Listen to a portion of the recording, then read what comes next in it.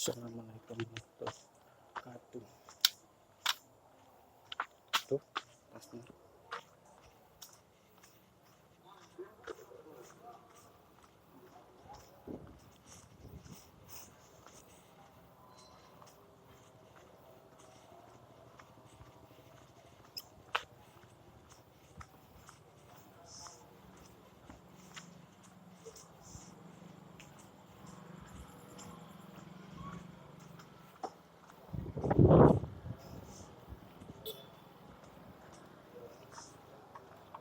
Assalamualaikum.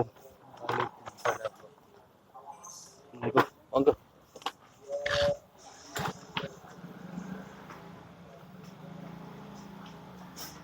Assalamualaikum.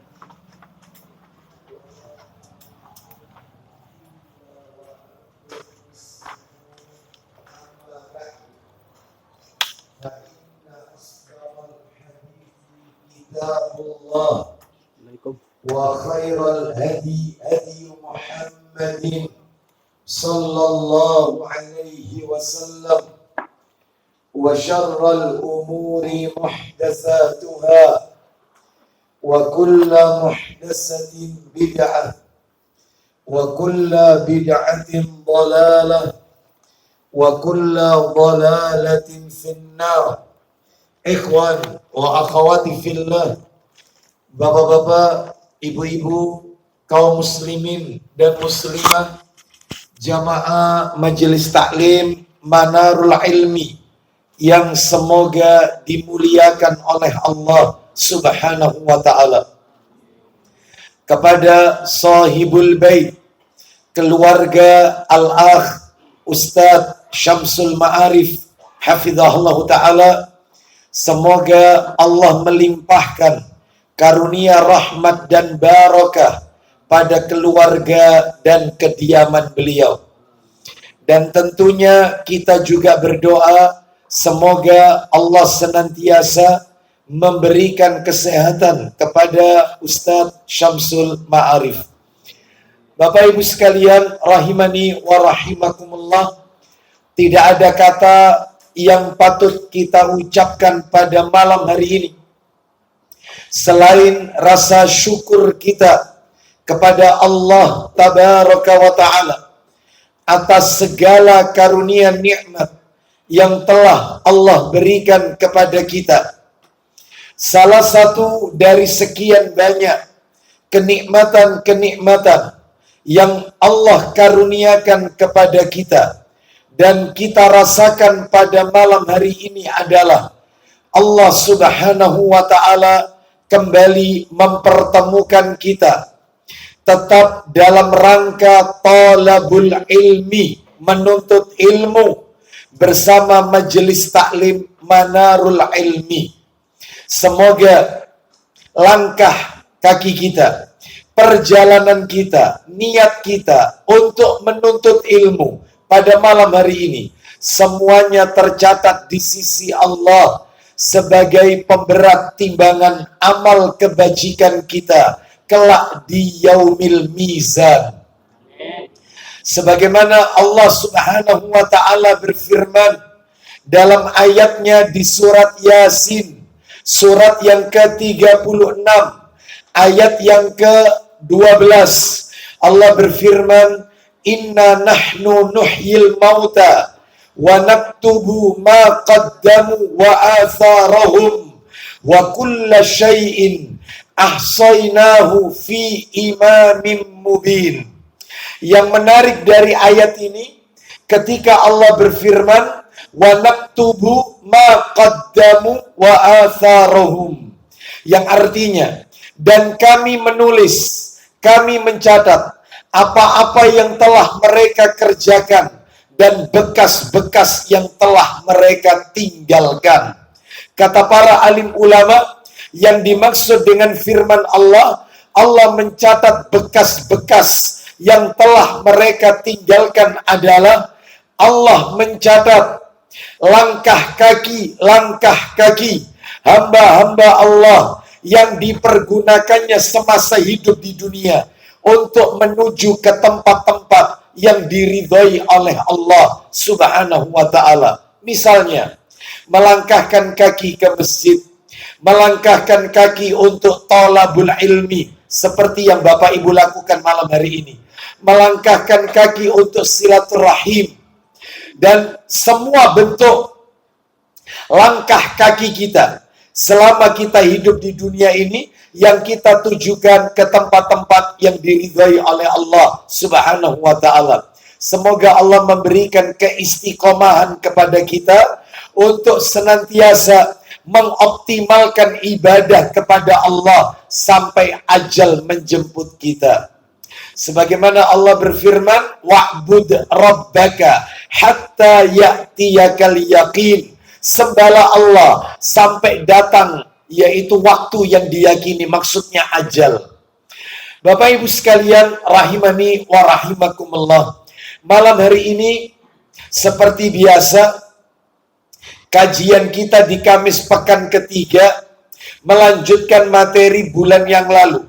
Kita masih berbicara seputar mafatihur rizq, kunci-kunci rizki. Saya sudah menyampaikan tentang konsep Islam terhadap rizki. Saya tidak perlu mengulangi kembali materi itu. Kalau tidak salah, menurut catatan saya, terakhir kita sudah masuk pada pembahasan amalan-amalan yang bisa mendatangkan rizki. Berbagai macam amalan-amalan ketaatan yang bisa mendatangkan rizki. Betul itu ya? Terakhir itu kalau tidak salah sampai di nomor 2, yaitu istighfar amalannya. Betul. Jadi amalan yang pertama melakukan hijrah. Amalan yang kedua memperbanyak istighfar dan bertaubat kepada Allah Subhanahu wa ta'ala. Betul demikian Bapak Ibu catatannya? Baik. Hari ini kita akan melanjutkan amalan-amalan berikutnya yang bisa mendatangkan rizki. Tapi sebelum kita masuk ke amalan yang ketiga, saya ingin memberikan penekanan. Saya ingin memberikan penekanan bahwasanya yang namanya rizki tidak identik dengan harta atau kekayaan atau uang. Enggak. Yang namanya rizki itu adalah semua yang Allah berikan kepada seorang hamba yang bermanfaat untuk hamba tersebut. Semua yang Allah halalkan untuk hambanya. Seperti diantaranya adalah, yaitu Allah memberikan kita pasangan hidup yang soleh dan solihah, itu juga rizki. Allah berikan kita anak keturunan soleh solehah, itu juga rizki. Allah berikan kita rumah tangga yang sakinah mawaddah warahmah, penuh cinta dan kasih sayang, kebahagiaan, itu juga rizki. Allah berikan kita kemudahan untuk beribadah, itu juga rizki. Allah berikan kita kesehatan, sehat itu rizki. Banyak. Jadi rizki itu tidak identik dengan harta, kekayaan, atau uang. Baik. Terus berikutnya yang perlu Bapak Ibu pahami juga untuk menekankan ini, untuk menekankan sebagaimana hadis yang disampaikan oleh Rasulullah sallallahu alaihi wasallam dalam sebuah hadis yang diriwayatkan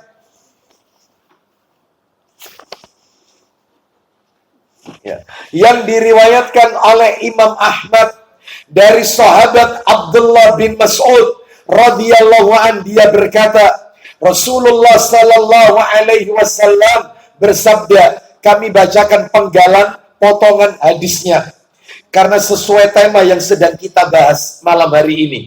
Apa sabda Nabi? Fa innallaha la yudraku ma indahu illa bi ta'atihi. Artinya, sesungguhnya rizki di sisi Allah. Nah, ya kan?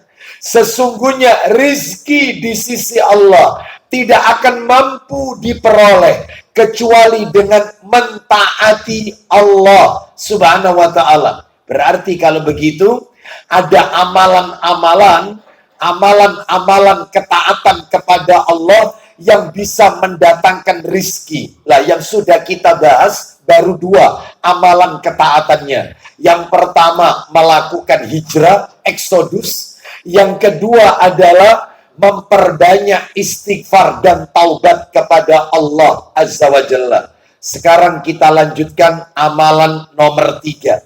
Amalan ketaatan kepada Allah yang bisa mendatangkan rizki. Yang ketiga adalah mensyukuri semua nikmat yang Allah berikan.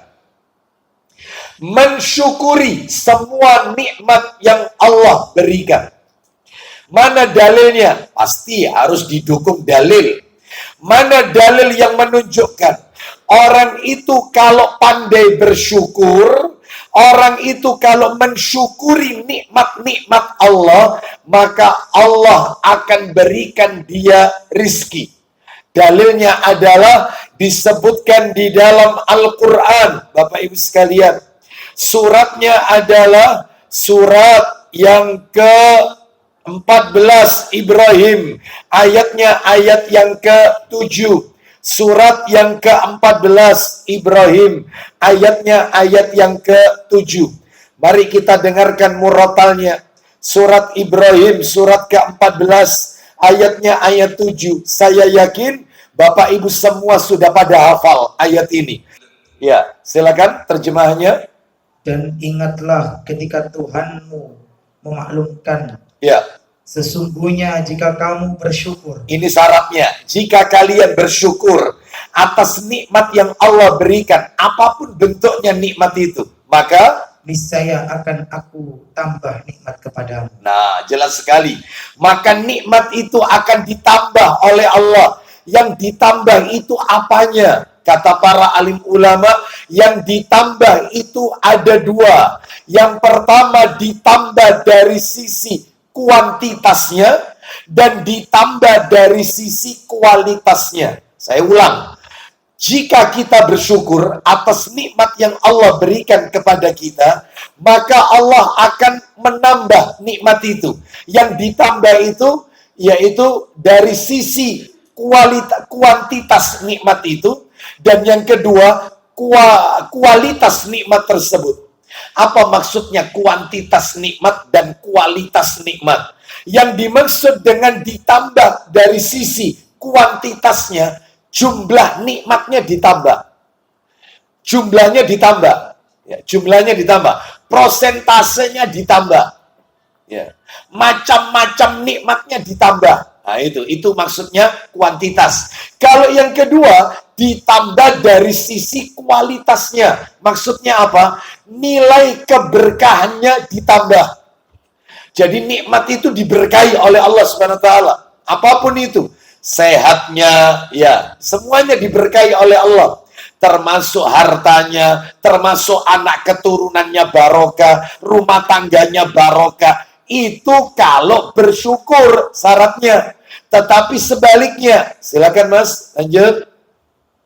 Tetapi jika kamu mengingkari nikmatku. Nah, jika kalian kufur mengingkari nikmat tersebut, lanjut.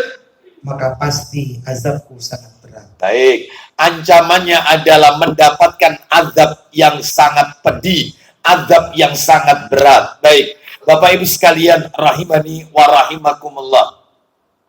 Saya akan jelaskan masalah nikmat ini, ya.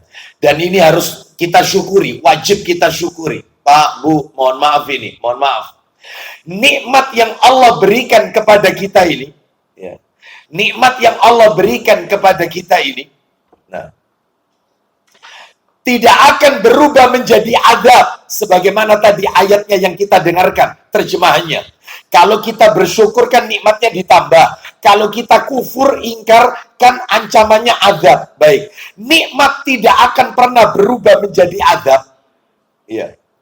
Nikmat tidak akan pernah berubah menjadi azab kalau kita melakukan 6 syarat. Nah, 6 syarat. Ada 6 syarat agar nikmat itu tidak berubah menjadi nikmah. Nah, gitu aja. Jadi tolong Bapak Ibu bisa membedakan antara nikmah dengan nikmah. Bedanya cuma 1 huruf hijaiyah. Kalau nikmah, nikmatun, itu kalau ditulis pakai huruf Arab, nun, Ain digandeng jadi satu, nun sama ain, terus mim, terus digandeng lagi tak marbuto. Nikmatun. Baik. Yang satunya tidak, nikmah. Nun, qaf, digandeng semua ini. Nun, qaf, mim, tak marbuto. Nah, bedanya di huruf apa dengan apa ini? Ain sama qaf. Yang satunya nikmah pakai huruf ain, yang satunya nikmah pakai huruf qaf. Tapi artinya seperti bumi dengan langit. Artinya seperti langit dengan bumi. Apa itu artinya? Kalau nikmah yang pakai ain itu karunia Allah, pemberian Allah. Oh, itu ya. Banyak sehat, pasangan hidup soleh-soleha, anak keturunan soleh-soleha, rumah tangga bahagia, pekerjaan lancar, bisnis lancar, ya.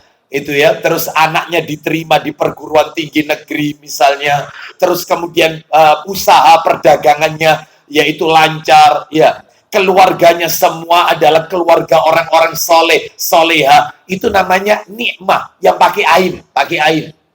Tetapi sebaliknya nikmatun, bertolak belakang artinya, yang pakai qaf, nikmatun, apa artinya? Adab, yang tadi sudah kita dengarkan. Nikmah itu adab.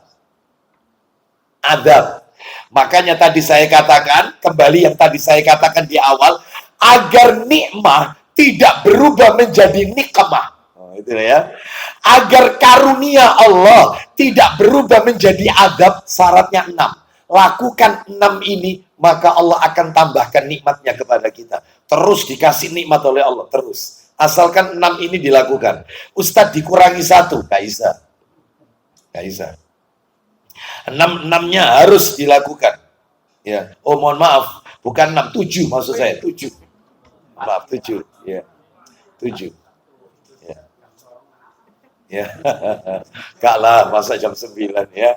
7. Ya, baik. Saya senang dengan angka 7. Ya. Baik, kita buat 7. Bahkan ada buku judulnya, silakan dicari di toko buku. Silakan.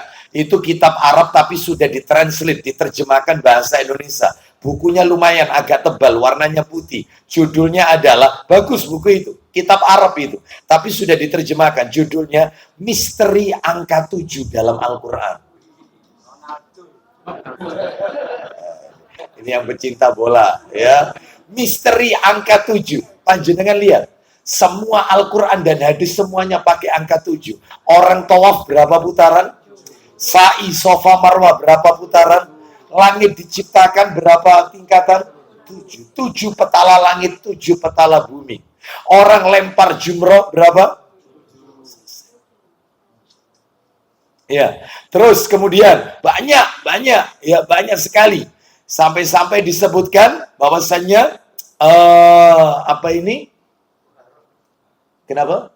Ya, betul. Ketika seseorang itu membersihkan najis besar, najis mughaladah, ya, dijilat anjing itu kan najis, maka membersihkannya adalah dengan 7 air. Salah satunya adalah dengan tanah. Loh, 7 juga. Banyak. Makanya sampai ada judul buku Misteri Angka 7. Itu baru angka 7. Ada lagi Misteri Angka 19. Ada. Bapak Ibu kalau baca basmalah, Bismillahirrahmanirrahim, itu 19 huruf itu. Ba, sin, mim, alif, lam, ha, bismillah, ar-Rahman, ar-Rahim, alif, lam, ra, ha, mim, nun, alif, lam, ra, ha, ya, mim, 19, rahim, 19. Ternyata seluruh jumlah isi Al-Quran, jumlah ayat, atau jumlah huruf dalam Al-Quran, itu hasil perkalian 19 kali berapa, akan ketemu itu. Akan ketemu. Jadi misalnya jumlah huruf alif dalam Al-Quran sekian puluh ribu, itu kalau dibagi 19, ketemunya wongkul, nggak ada koma. Nggak ada. Semuanya. Istimewa dalam Al-Quran. Itu baru masalah angka, belum yang lain. Kembali ke materi kita, ya.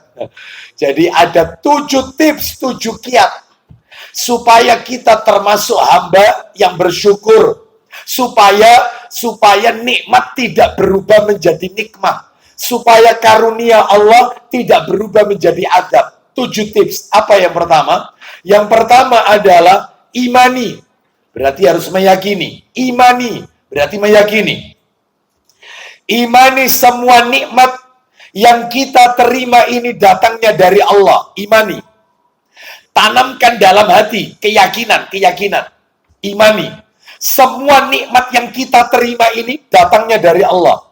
Sehat dari Allah, diberikan pasangan hidup soleh-soleha dari Allah, diberikan anak keturunan soleh-soleha dari Allah, dimudahkan kita untuk beribadah dari Allah, dimudahkan kita bekerja dari Allah. Semuanya Allah. Kembalikan kepada Allah semuanya.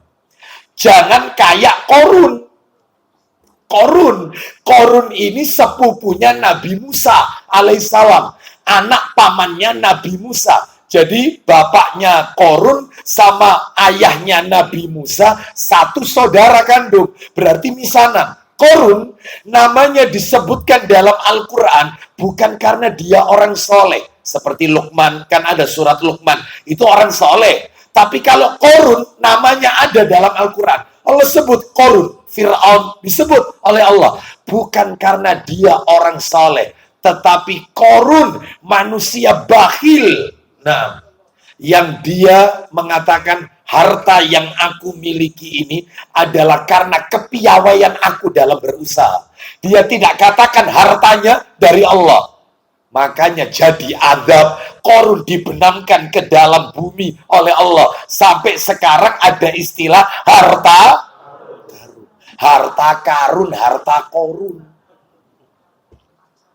Ya.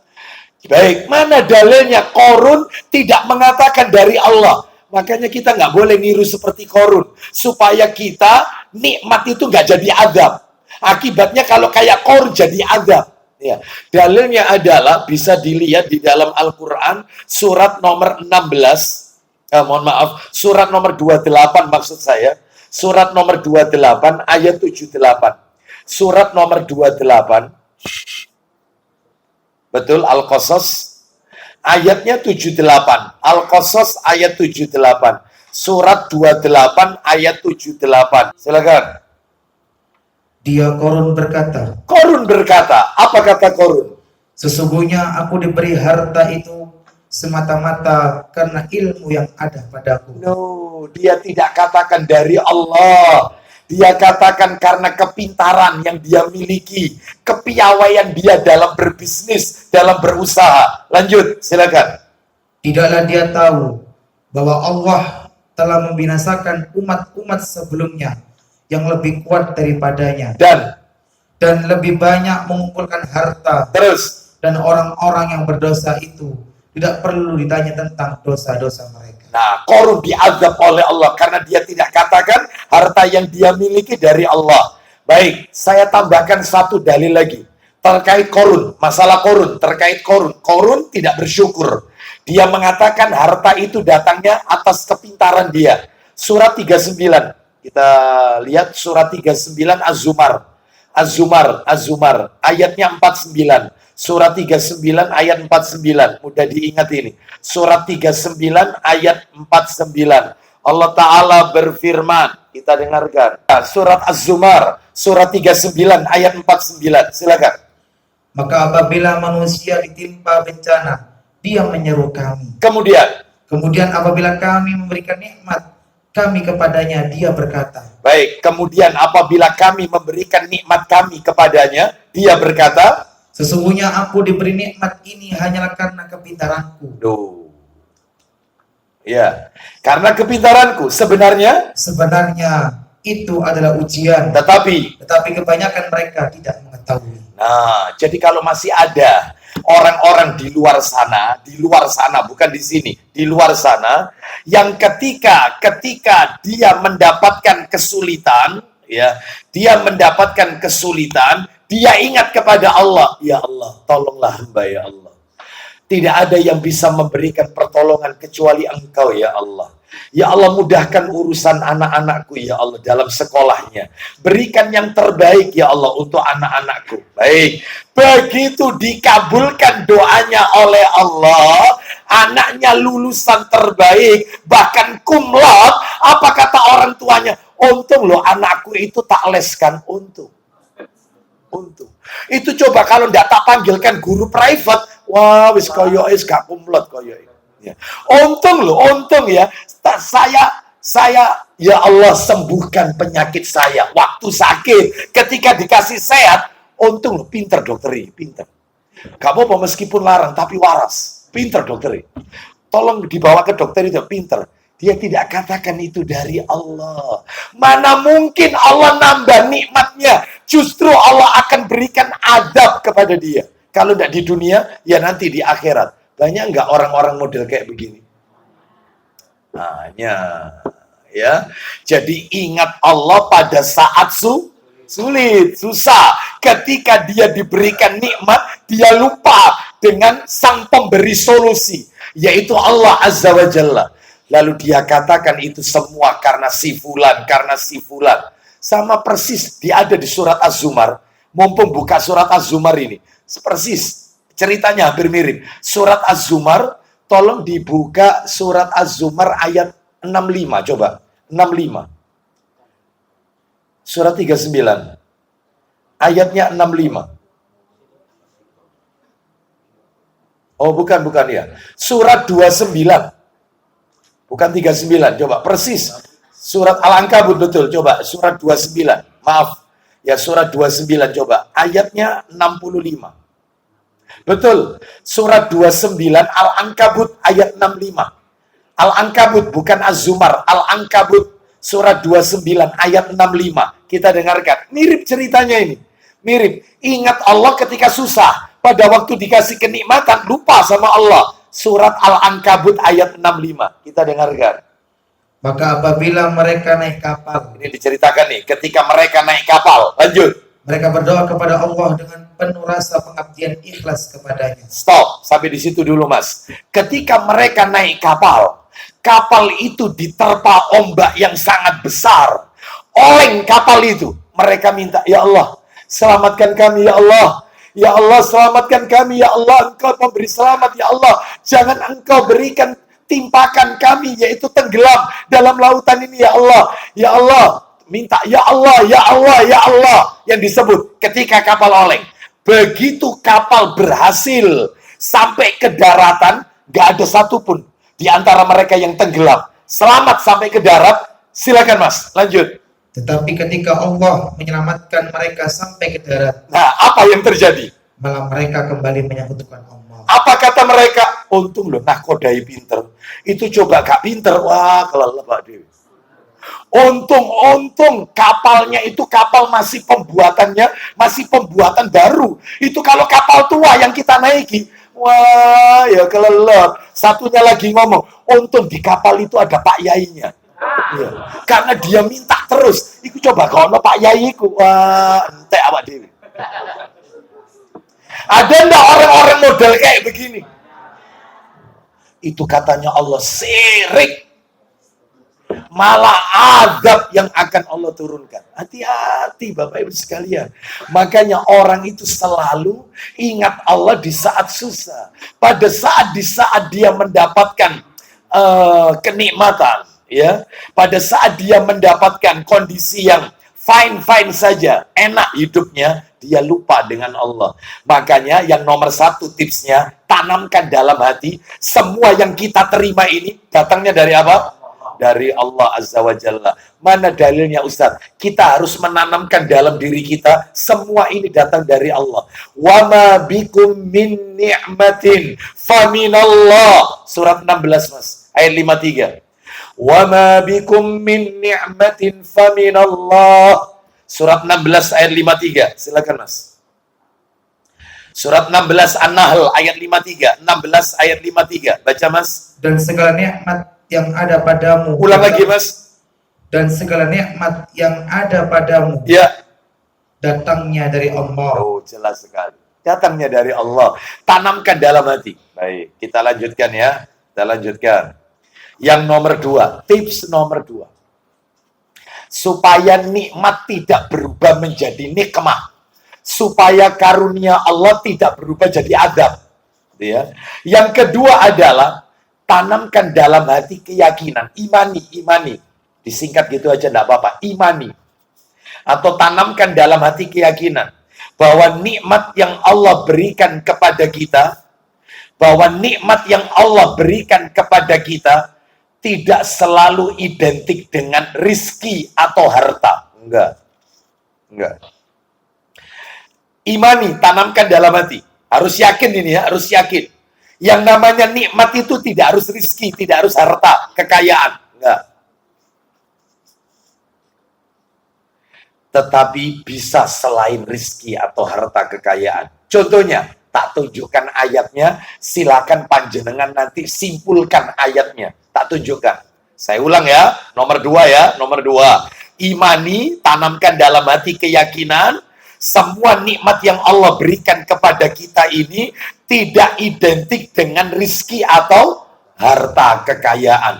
Tapi bisa berupa yang lain.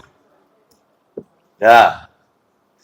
Kalimatnya tidak harus letterlek, plek, seperti yang saya diringkas sendiri aja Bapak Ibu. Contohnya apa?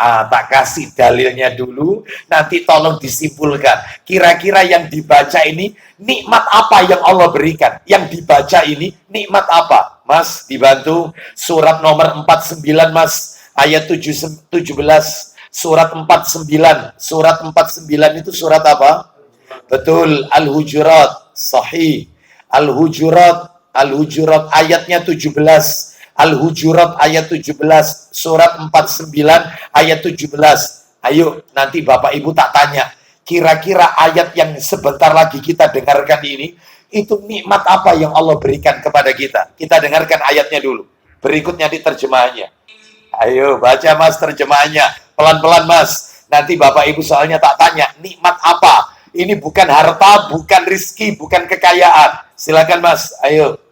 Mereka merasa berjasa kepadamu dengan keislaman mereka. Lanjut. Katakanlah, janganlah kamu merasa berjasa kepadaku dengan keislamanmu. Sebenarnya, hati-hati. Sebenarnya Allah yang melimpahkan nikmat kepadamu Dengan menunjukkan kamu kepada keimanan. Terus. Jika kamu orang yang benar. Nikmat apa berarti? Nikmat Islam, nikmat iman. Kita dijadikan oleh Allah orang Islam, nikmat. Kita dijadikan oleh Allah orang beriman, nikmat. Jadi nikmat itu tidak harus harta kekayaan. Jadi wong Islam itu nikmat.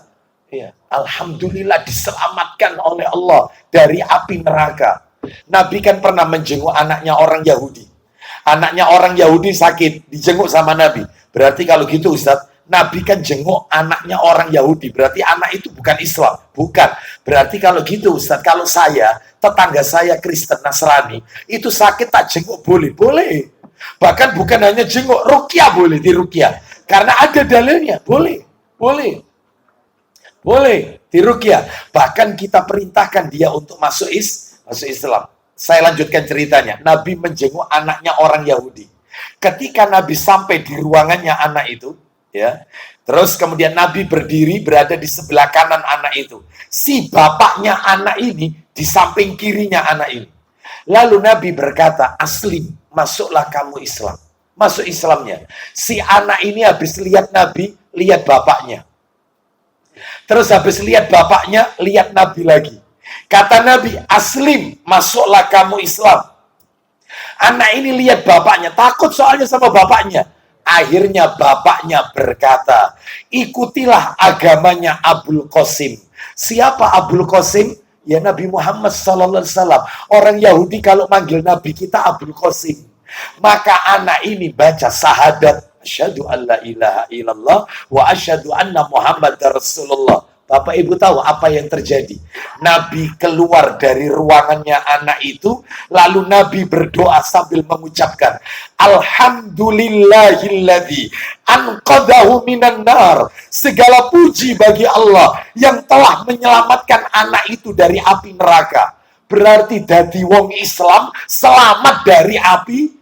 Mudah-mudahan kita semua di akhirat termasuk penduduk surga Allah Azza wa Jalla.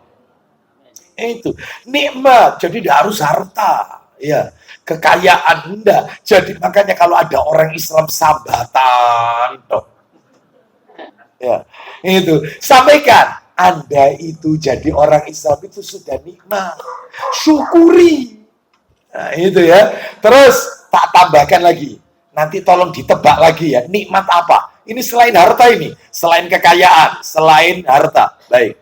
Coba dibuka Mas, dibantu. Quran suratnya surat yang ketiga. 103. Surat 3 Ali Imran ayat 103. Oh, kalau ini banyak yang hafal lah. Banyak lah. Ya, karena gandengannya kan 104 wal takum minkum ummatu yad'una ilal khairi wa ya'ud dan seterusnya ya.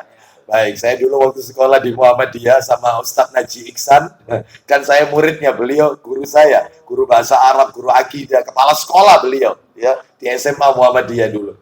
Itu suruh ngapalkan ayat ini, wal takum minkum ummatu yad'una ya. Baik, ini 103 ya. Silakan. Ali Imran 103. Silakan. Dan berpegang teguhlah kamu semuanya pada tali agama Allah. Belum poinnya. Lanjut. Dan janganlah kamu bercerai-berai. Hati-hati. Lanjut. Dan ingatlah nikmat yang Allah berikan kepadamu ketika kamu dahulu masa jahiliyah bermusuhan. Lalu Allah mempersatukan hatimu sehingga dengan karunia-Nya kamu menjadi bersaudara. Loh, sedangkan ketika itu kamu berada di tepi jurang neraka. Lalu Allah menyelamatkan kamu dari sana. Terakhir, demikianlah Allah menerangkan ayat-ayatnya kepadamu agar kamu mendapat petunjuk. Berarti nikmat apa ini? Ya, hanya bersaudara saja? Ya. Hanya bukan. Di dalam ayat ini ada dua nikmat. Yang satu kelihatan memang, yang panjenengan sebut tadi, nikmat bersaudara, dijadikan kita bersaudara sesama muslim. Yang satu lagi ada, tadi kita dengarkan begini terjemahannya tadi itu, begini, sedangkan ketika itu kamu berada di tepi jurang neraka, lalu Allah menyelamatkan kamu dari sana. Maksudnya apa? Diberi hidayah. Dulunya mereka kafir, sahabat. Lalu kemudian Allah berikan mereka hidayah sehingga mereka selamat dari jurang neraka. Makanya kita dikasih hidayah, ini nikmat. Masih banyak orang di luar sana yang mereka belum dapat hidayah. Ya kita doakan mereka. Ya, kita doakan, termasuk yang bisa ngomong bicara semut, bahasa cacing. Kita doakan supaya dapat hidayah. Gitu loh. Iya. Kan gitu ya, bisa menolak apa ini adab neraka, kan gitu ya. Baik, kita doakan supaya dapat hidayah seperti itu, karena dia mengaku muslim, ya kita doakan supaya dapat hidayah.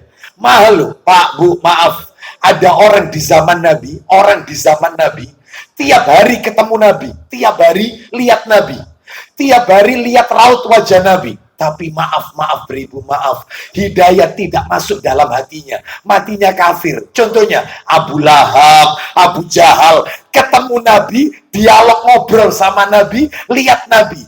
Panjenengan nggak pernah lihat Nabi, panjenengan tidak pernah ketemu Nabi, panjenengan tidak pernah ngobrol sama Nabi, tapi panjenengan ada di atas petunjuk Nabi. Ini mahal harganya, hidayah Bapak Ibu sekalian, harus disyukuri. Ya, mudah-mudahan Allah wafatkan kita dalam keadaan Islam dan wafat dalam keadaan husnul khatimah. Baik, jadi ada dua nikmat ya. Kalau di total dari atas tadi, yang pertama tadi nikmat apa tadi? Selain harta kekayaan. Selain harta kekayaan, yang tadi al-hujurat, Islam. Terus kemudian yang kedua bersaudara. Terus berikutnya barusan tadi tambah nikmat hidayah. Islam, bersaudara sama hidayah. Baik, totalnya ini. Saya tambahkan terakhir satu lagi ayat Al-Maidah. Terakhir Al-Maidah. Surat Al-Maidah. Surat nomor 5. Ayatnya adalah ayat yang ke-11. Al-Maidah ayat 11. Al-Maidah ayat 11. Kita dengarkan, Allah Ta'ala berfirman, Al-Maidah ayat 11. Ya, silakan. Wahai orang-orang yang beriman, Hati-hati, ada nikmat apa ini yang Allah berikan? Silakan. ingatlah nikmat Allah yang diberikan kepadamu. Ketika apa? Ketika suatu kaum bermaksud hendak menyerangmu dengan tangannya, Lalu Allah menahan tangan mereka dari kamu. terus Dan bertawakallah kepada Allah, dan hanya kepada Allah lah hendaknya orang-orang beriman itu bertawakal. nah, nikmat apa ini? Nikmat apa? Keamanan. Yang benar itu bukan nikmat tawakal, bukan. Ingat kalimatnya. Saya bacakan ya. Lihat baik-baik. Wahai orang-orang yang beriman, belum poinnya. Ingatlah nikmat Allah. Loh, nikmat Allah yang diberikan kepadamu ketika suatu kaum bermaksud hendak menyerangmu dengan tangannya, lalu Allah menahan tangan mereka dari kamu. Berarti kita diselamatkan dari orang-orang yang berniat untuk berbuat jahat kepada kita. Jadi kalau begitu, Anda selamat dari orang-orang yang ingin berbuat jahat kepada kita, itu juga nih, termasuk di jalan. Sadar tidak sadar, kadang-kadang kita kufur. Contoh, sudah jalan ini enak, sesuai ini ya, kilometer di perkotaan, 60 km per jam. Ini, ngikuti ulil amri sudah, ya. Sudah, ternyata dipotong dari belakang. Set. Ya. Itu langsung kita rem mendadak, banting setir. Itu muncul lisan bilang sama istrinya, ya apa karepe wong iki rek anu. Untung mau aku iso langsung refleks anu. Untung aku iso. Untung aku banting kiri. Iku mau tak banting yang kanan, wah ditabrak truk aku mau. Untung bukan Allah. Sampaikan Allah yang menyelamatkan aku. Allah, bukan karena saya banting ke kiri. Sering enggak yang kayak begini? Kalimat kufur sering keluar di lisan kita. Ya Allah. Iya. Iya, betul. Memuji Allah. Ingat semua ini dari Allah Azza wa Jalla yang menyelamatkan kita. Nah, gitu ya. Sadar tidak sadar itu sering kali kita lakukan. Ya, seperti itu. Baik, kita lanjutkan ya. Kita lanjutkan. Contoh misalnya. Contoh ya. Ternyata ketika angin kencang, kita parkir, ternyata mobil di depan kita kejatuhan reklame atau kejatuhan pohon. Itu kita langsung alarm nyala terus. Yang kejatuhan mobil itu kita alhamdulillah. Ya, mesti nyebut alhamdulillah, tapi ada komanya ini. Ada komanya. Untung aku parkirku rodok buri. Iku mau coba aku parkirin ngarep wah kena bisa mobilku. Wong sudah alhamdulillah. Ngapain pakai nyebut dirinya seakan-akan bukan Allah yang menyelamatkan saya, harta saya. Iya, seperti itu. Ayo gimana? Baik, jadi ini ya. Sekarang yang nomor 3, tips kiat-kiat supaya nikmat tidak berubah menjadi nikmah. Ya, karunia Allah tidak berubah menjadi adab. Apa yang nomor 3? Tanamkan dalam hati keyakinan, berarti imani, tanamkan dalam hati keyakinan. Ya, nikmat yang Allah berikan kepada kita tidak bisa dihitung. Saya ulang, tanamkan dalam hati keyakinan atau imani bahwa nikmat yang Allah berikan kepada kita tidak bisa dihitung jumlahnya. Karena betapa banyak yang Allah berikan. Imani. Gak bisa dihitung. Mulai kita bangun dari tidur sampai kita tidur kembali, semuanya nikmat. Tidur itu juga nikmat. Tidur itu nikmat. Ya. Mana dalilnya? Dalil. Ya, dalilnya adalah suratnya 14 Ibrahim. Surat 14 Ibrahim ayatnya 34. Surat Ibrahim surat nomor 14 ayatnya 34. Surat Ibrahim ayat 34. Ya. Ya, silakan. Dan Dia telah memberikan kepadamu segala apa yang kamu mohonkan kepadanya. Dan jika kamu menghitung nikmat Allah, niscaya kamu tidak akan mampu menghitungnya. Nah, sungguh manusia itu sangat zalim dan sangat mengingkari nikmat Allah. Loh, jelas sekali. Maka supaya karunia tidak berubah menjadi adab, tanamkan dalam hati kita nikmat yang Allah berikan kepada kita itu tidak bisa kita hitung. Nggak mungkin kita mampu untuk menghitungnya. Nomor 4.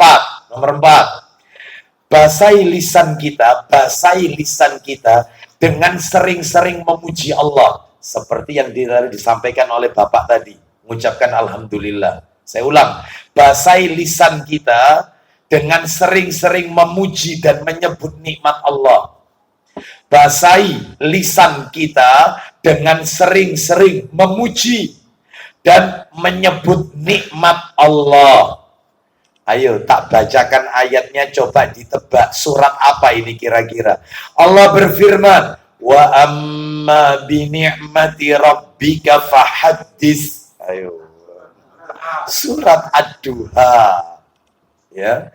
Surat Ad-Duha, ayatnya ayat 11. Nggak perlu dibuka ya. Jadi intinya adalah terhadap nikmat Rabbmu, hendaklah kamu menyebut-nyebutnya dengan bersyukur. Sering memuji Allah. Sering memuji Allah. Sampai-sampai Bapak Ibu sekalian, sampai-sampai Nabi itu kalau mendapatkan berita yang tidak menggembirakan, berita yang menyedihkan, Nabi tetap memuji Allah. Bapak Ibu tahu yang Nabi sebut kapan? Apa? Ayo, siapa yang tahu? Nah, kalau kita mendapatkan satu hal yang tidak baik, ya, maka yang kita baca apa? Nah, barakallahu fiik, benar, sahih. Alhamdulillahi ala kulli hal. Segala puji bagi Allah atas semua keadaan. Tapi sebaliknya, kalau kita mendapatkan berita yang menggembirakan, yang menyenangkan, kondisi yang membuat kita senang, maka ucapkan alhamdulillahi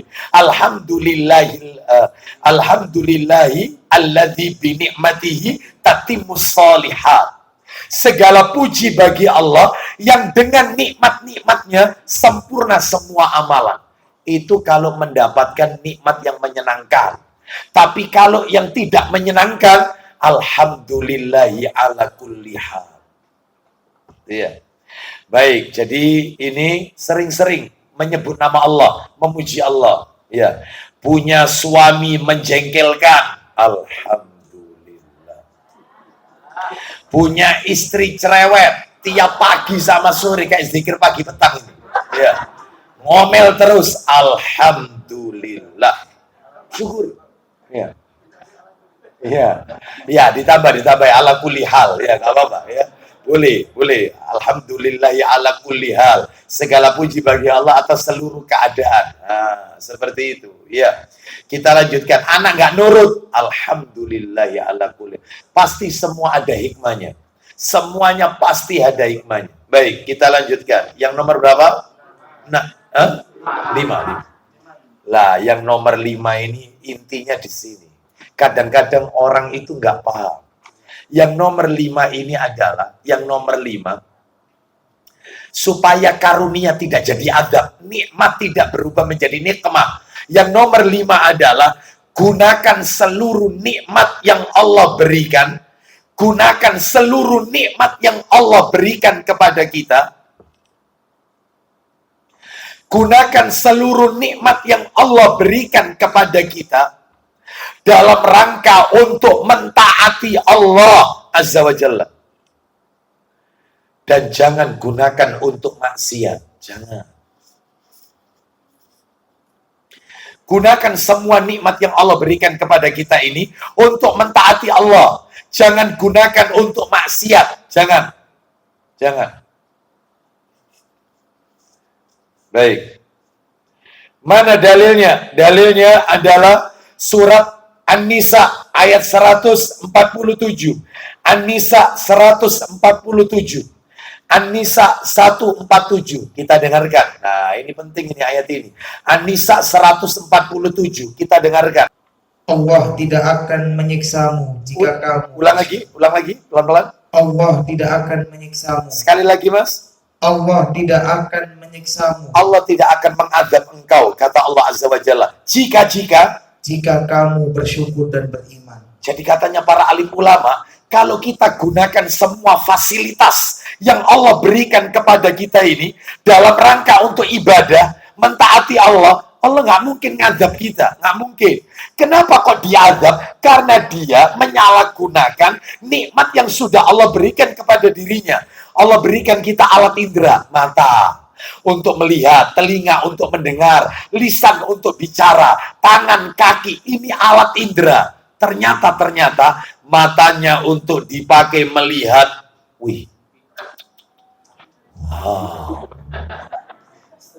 melihat aurat. Telinganya digunakan untuk mendengarkan gunjingan.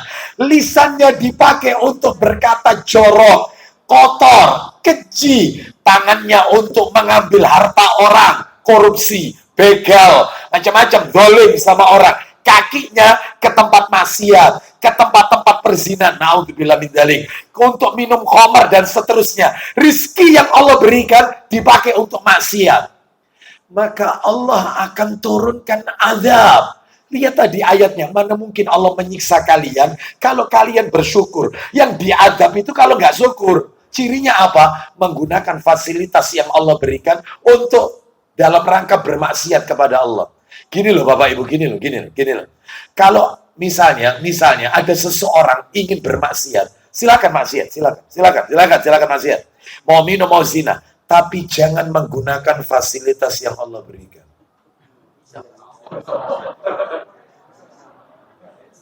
Iya. Pakai uang kan dia? Untuk zina kan pakai uang. Baik, untuk beli khamar, minum-minuman, memabukkan kan pakai uang. Jangan pakai harta yang sudah Allah berikan. Cari sendiri. Kan dolim ceritanya. Dikasih sama Allah tapi dipakai untuk maksiat. Apa nggak malu? Ya, seperti itu. Ya, oleh karena itu, maka dalam hal ini, gunakan seluruh nikmat dalam rangka mentaati Allah Azza wa Jalla. Pak, Bu, mohon maaf. Pernah dengar tidak hadis Nabi kalau sholat malam sampai bengkak kaki beliau? Bengkak itu karena lamanya berdiri. Bukan karena lamanya sujud. Bukan. Karena surat yang Nabi baca ketika sholat malam tahajud setelah Al-Fatihah, Al-Baqarah, An-Nisa, Ali Imran. Jadi bukan Al-Baqarah, Ali Imran, An-Nisa. Bukan. Al-Baqarah, An-Nisa, Ali Imran. Kenapa kok dibalik Ustaz? Mestinya kan kalau urut kan Al-Baqarah, Ali Imran, An-Nisa. Seakan-akan Nabi hendak mengajarkan kepada kita, kalau sholat sunnah, suratnya yang dibaca ndak urut, ndak apa-apa. Contoh, Anda sholat duha, rokaat pertama adalah Kul a'udhu birabbil falaq. Rokaat kedua, Kul huwallahu ahad. Rokaat pertama, Kul huwallahu ahad. Rokaat kedua, mundur. Inna a'toinakal kausar. Gak apa-apa. Tapi kalau sholat wajib, urut. Sholat wajib urut.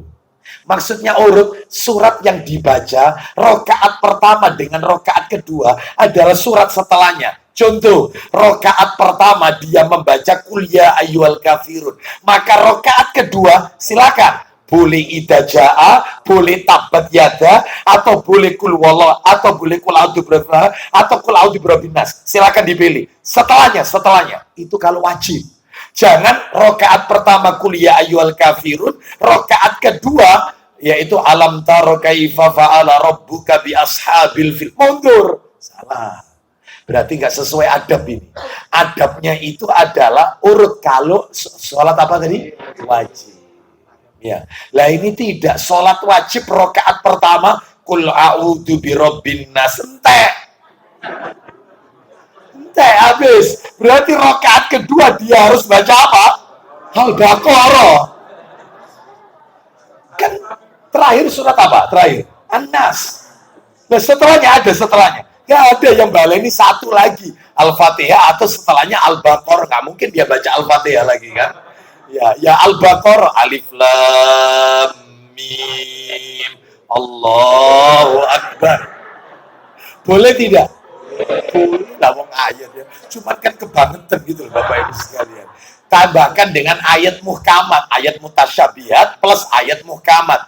Dzalikal kitabul la raiba fi hudal lil muttaqin. Tambahkan sekalipun satu ayat. Ya, baik kita lanjutkan. Jadi intinya adalah dalam hal ini gunakan seluruh. Nabi itu kalau sholat sampai bengkak kakinya. Tahu tidak ketika Nabi ditanya oleh Aisyah radhiyallahu anhuma, istri Nabi, Ummul Mukminin, wahai Rasulullah, mengapa Anda menyusahkan diri seperti ini? Bukankah dosa Anda kalau ada dosa Anda kalau ada yang lalu maupun yang akan datang sudah diampuni? Itu ada di surat Al-Fat ayat 2. Dosanya Nabi kalau ada yang lalu maupun yang akan datang sudah diampuni. Bukankah dosa Anda sudah diampuni oleh Allah? Anda ini maksum, terhindar dari dosa maksiat. Bapak Ibu tahu jawabannya Nabi, sholat sampai bengkak kakinya, itu Nabi menjawab, afala akunu abdan syakuro. Tidakkah aku senang disebut oleh Allah hamba yang pandai bersyukur? Berarti Nabi memanfaatkan fasilitas yang Allah berikan kepada beliau untuk ibadah. Padahal fasilitasnya Nabi sama kita lebih banyak kita atau lebih banyak Nabi? Kita. Bapak Ibu tahu Nabi wafat ninggali apa? Nabi wafat meninggalkan satu baju besi perangnya. Yang kedua adalah sepetak lahan kosong itu pun diwakafkan. Sama yaitu selain baju besi adalah yang ditinggalkan oleh Nabi sallallahu alaihi wasallam adalah pakaian yang beliau pakai hanya itu aja. Iya. Padahal pakaian yang Nabi pakai itu enggak kayak kita ganta-ganti. Apalagi ibu-ibu, hari Senin pakai apa, tasnya warna apa. Hari Selasa warna hitam, bajunya hijau, tasnya hijau. Hari Rebo bajunya biru, tasnya biru. Banyak lemari dibuka. Itu Nabi sederhana, tapi sholatnya sampai bengkak. Kita memang betul bengkak, asam urat soalnya. Bukan karena lamanya berdiri, tapi karena itu beda, kelasnya beda. Ya, oleh karena itu Bapak Ibu sekalian rahimani wa rahimakumullah, perhatikan. Ada orang dikasih nikmat tambah sugih, ya, tambah kaya. Dulu sebelum dia punya mobil, punya harta kekayaan, itu kalau lewat suka nyapa orang. Assalamualaikum Mbak, Bu, assalamualaikum. Ya, suka nyapa orang. Begitu punya mobil, salamnya ganti. Din itu pun kaca pakai ditutup lagi, nggak dibuka. Mana salamnya? Berarti tambah sugih, tambah kaya, bukan tambah dekat kepada Allah, malah jauh dari tuntunan Rasulullah SAW. Mestinya, ayo kita manfaatkan fasilitas ini. Anda diberikan kendaraan taklim, meskipun jauh datang. Sebab aneh orang zaman sekarang. Ya, kenapa tidak taklim kadoan? Sudah. Kenapa kok tidak taklim repot? Benturan sama kerjaan. Macam-macam alasannya. Padahal sudah dikasih fasilitas oleh Allah Azza wa Jalla. Dimudahkan oleh Allah Azza wa Jalla. Ya, baik. Kita lanjut. Dulu di zaman Nabi nggak ada taklim terus ada pastel kayak gini. Nggak ada. Ustaz kok tahu ngintip saya tadi? Nggak ada. Ini antum semua dikasih fasilitas sama Ustaz Samsul Ma'arif. Ya, sudah dikasih tempat enak, nyaman, ya sebelah kolam renang lagi, ya, masya Allah, ya dikasih makan, loh. Coba dikasih hidangan, masya Allah ini, ya kurang apa? Manfaatkan, yaitu untuk mentaati Allah Azza wa Jalla. Rugi kalau tidak kita manfaatkan. Lanjut sekarang nomor berapa? Nah, yang keenam, dalam urusan dunia, ini supaya karunia tidak jadi adab ya, supaya nikmat tidak berubah menjadi nikmah. Yang keenam adalah dalam urusan dunia, lihatlah orang yang di bawah kita. Kalau urusan dunia, lihatlah orang yang ada di bawah kita. Gak usah iri, jangan iri. Kalau urusan dunia, lihatlah orang yang ada di bawah kita. Dalam urusan akhirat ini, ibadah akhirat, lihatlah orang yang ada di atas kita. Kalau urusan dunia, lihatlah orang yang ada di bawah kita. Kalau urusan akhirat, lihatlah orang yang ada di atas kita. Mana dalilnya? Dalilnya adalah hadis riwayat Muslim. Saya bacakan aja nomor aslinya. Sahih Muslim, hadis riwayat Muslim dalam Sahih Muslim. Sahih Muslim nomornya 2963. 2963. 2963. Saya bacakan ya. Dari Abu Hurairah radhiyallahu anhu, dia berkata, Rasulullah sallallahu alaihi wasallam bersabda, "Unduru ila man asfala minkum wa la tanduru ila man huwa fawqakum fa huwa ajdaru an la tasdaru ni'matallah." Apa kata Nabi? Lihatlah kepada orang yang ada di bawah kalian, jangan melihat orang yang ada di atas kalian. Ya, karena yang demikian itu kalian tidak akan meremehkan nikmat Allah, ya, yang telah Allah berikan kepada kalian. Jadi kalau urusan dunia lihat yang di bawah, kalau urusan akhirat lihat yang di bawah, di atas. Contoh-contoh. Ketika kita alhamdulillah diberikan Allah karunia nikmat berupa mobil. Katakan dalam hati, alhamdulillah. Allah berikan saya kendaraan berupa mobil. Teman saya kemana-mana naik motor. Ya kehujanan, ya kena panas. Alhamdulillah Allah berikan saya mobil. Bagi kita, qadarullah, yang diberikan, yaitu roda 2, motor. Kita nggak punya mobil. Alhamdulillah saya masih punya motor. Allah berikan saya motor. Tetangga saya atau teman saya nggak punya motor. Kemana-mana harus naik sepeda angin, sepeda pancal. Bagi kita qadarullah hanya punya sepeda angin. Alhamdulillah Allah berikan saya kendaraan berupa sepeda angin. Teman saya kemana-mana jalan kaki, nggak punya apa-apa. Bagi kita yang qadarullah, kita punya 2 kaki tok, nggak punya kendaraan. Alhamdulillah Mas, Allah masih berikan saya 2 kaki. Karena teman saya di luar sana, saudara saya di luar sana, mereka nggak bisa jalan karena lumpuh. Bagi mereka yang hanya diberikan 1 kaki, mereka lumpuh, maka tanamkan dalam hati, alhamdulillah Allah masih berikan saya keadaan seperti ini, sehat.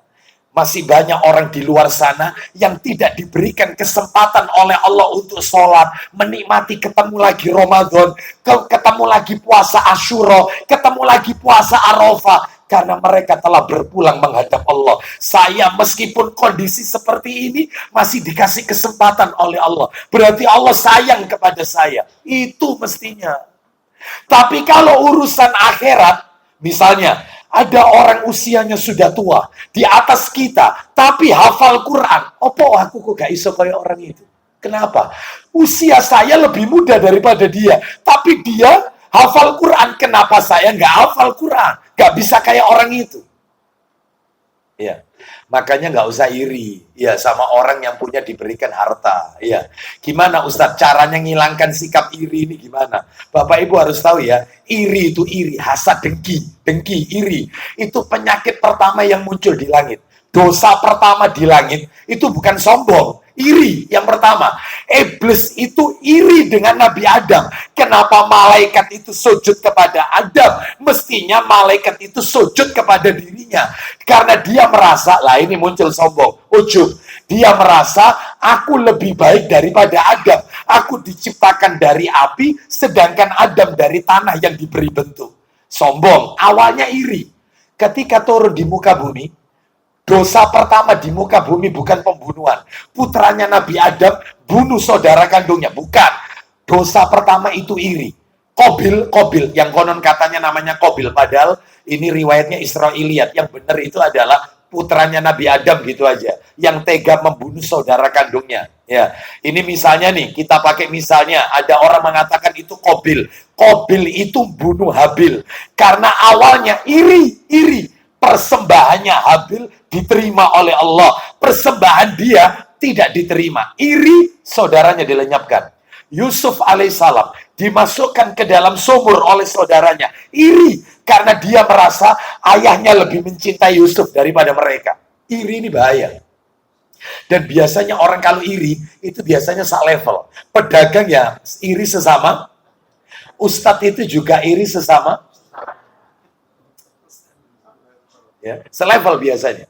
Gimana cara ngobati iri? Gini cara ngobatinya, gampang. Cara ngobatinya adalah tanamkan dalam hati, ya. Ketika kita melihat saudara kita kaya raya, sedangkan ibadahnya lebih taat kita ketimbang dia. Kita lebih sering ke masjid daripada dia. Tapi kenapa dia kaya raya? Opo kok sukses? Aku kok gak, misalnya. Gimana cara ngobati hati kita? Ya Allah, mungkin dengan kau berikan aku harta seperti dia, mungkin saya tidak bisa ibadah istiqomah seperti sekarang ini, ya Allah. Makanya kau berikan saya seperti ini supaya saya istiqomah kepadamu, ya Allah. Mungkin kalau saya kaya raya, mungkin tidak kayak begini. Nasib saya mungkin. Ibadah saya nggak kayak gini. Bisa kita tanamkan seperti itu? Orang yang istrinya 2 iri. Ganteng ya gantengan aku. Ya, tapi istrinya 2. Iya. Seperti itu, ya. Terus iri, biasanya kalau iri, nonton opo, iku koyo iku dihipnotis koyo. Ya, kau usah iri. Ya, baik, kita lanjutkan. Jadi urusan dunia lihat ke bawah, urusan akhirat lihat ke atas. Terakhir, 7. Terakhir, yang ke-7, tips yang ke-7. Supaya karunia tidak berubah menjadi adab, nikmat tidak berubah menjadi nikmah. Apa yang ke-7? Ingatlah. Harus tanamkan dalam hati ya. Keyakinan, ingatlah, imani. Setiap nikmat yang kita terima pasti ditanya oleh Allah Subhanahu wa taala. Setiap nikmat yang kita terima pasti ditanya oleh Allah Subhanahu wa taala.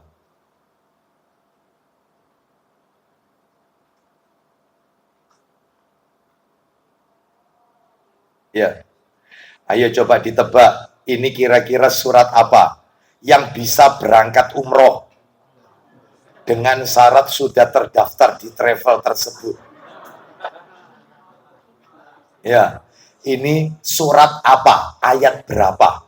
Ini dalilnya di sini. Silakan bisa ditebak. Allah Ta'ala berfirman. Ya, betul. Surat At-Takatsur. Ya, surat At-Takatsur ayat terakhir, ayat 8. Silakan terjemahannya. Surat 102.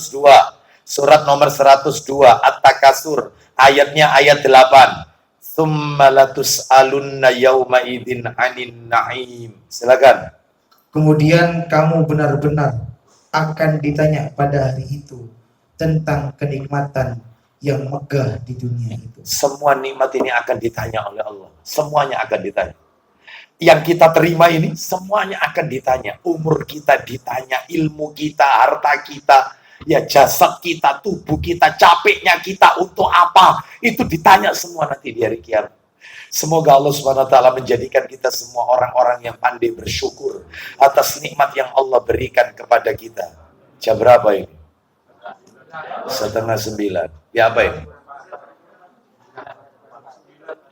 9 kurang seperempat ya? Baik, kalau begitu saya cukupkan sampai di sini aja. Nambah 1 poin, berarti poin yang nomor berapa ini? Oh, kok poin nomor 7? Poin nomor 3 toh. Kunci-kunci rezeki, amalannya. Amalan nomor berapa? Enggak, barusan.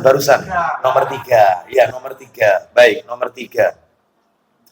Adapun insya Allah jika Allah pertemukan kita kembali, ya, kita akan masuk amalan yang nomor 4. Jadi hari ini sampai di nomor 3. Baik, sebelum saya tutup dengan kafaratul majelis, barangkali ada yang mau bertanya, kami persilahkan.